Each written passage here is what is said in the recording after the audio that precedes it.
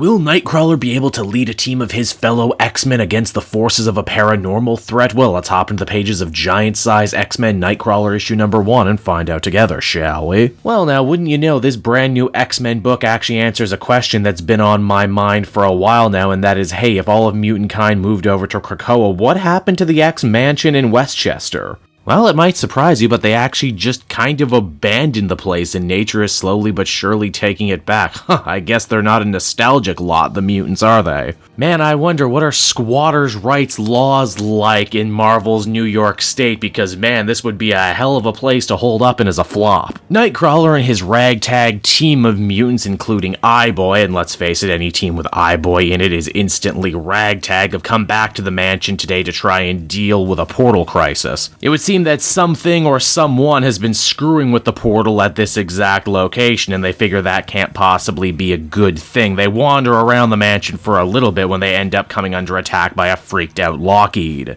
Again, they don't quite explain where this book is in relationship to Marauders right now, with Lockheed either missing or presumed dead. Either way, it's kind of freaking them out. And the freak train doesn't stop there, because they end up seeing all sorts of ghosts from their past. So by that I mean literal ghosts like John Proudstar, the original Thunderbird. He's been dead for a real long time, and as far as I can tell only really came back in the big tiki scene of one of the last X-Force books, so he certainly shouldn't be running around here and now. Then again, the whole concept of mutant ghosts is kind of interesting in an era in X-Men stories where they seem to have been able to defeat death itself. But I mean, hey, if you want to think about it this way, just because the mutants could bring back a body and a mind, does that truly account for the soul? Are these really ghosts? Or is the truth much stranger than even that? Yeah, most definitely the second one. Things take another crazy turn when Nightcrawler and his buddies end up coming face to face with Rachel Summers, but not just any Rachel Summers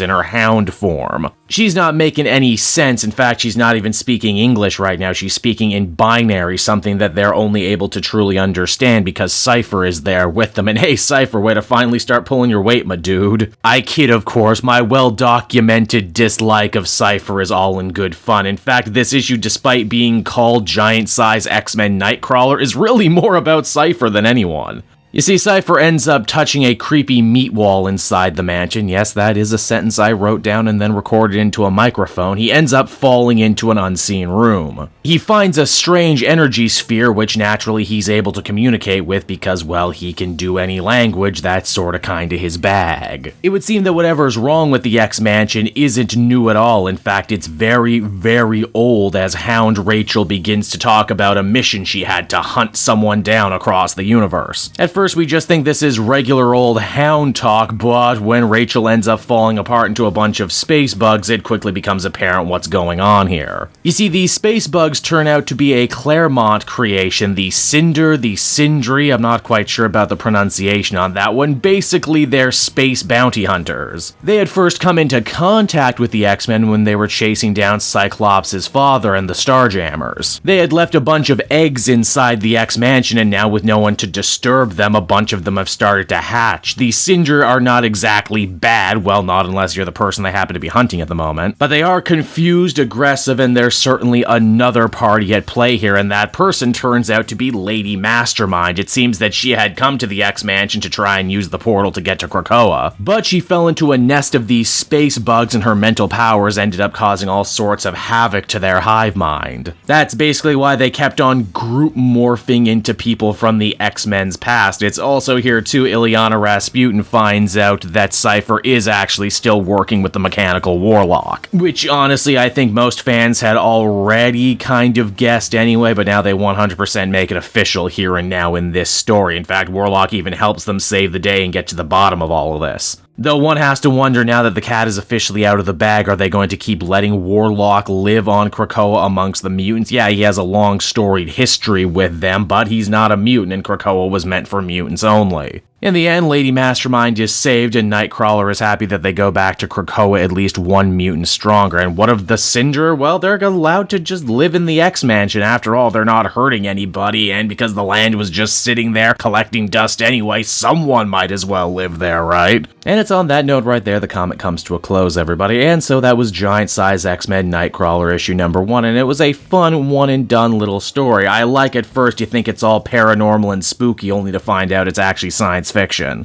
Hickman also once again seems to be showing off his deep treasure trove of X-Men knowledge, almost as if he's saying, trust me, everything in X-Men is going to be referenced no matter how seemingly obscure or minor. Overall, I'd give this one an 8 out of 10. It was a fun, breezy little read, and I'm glad I had a chance to get around to it while on quarantine.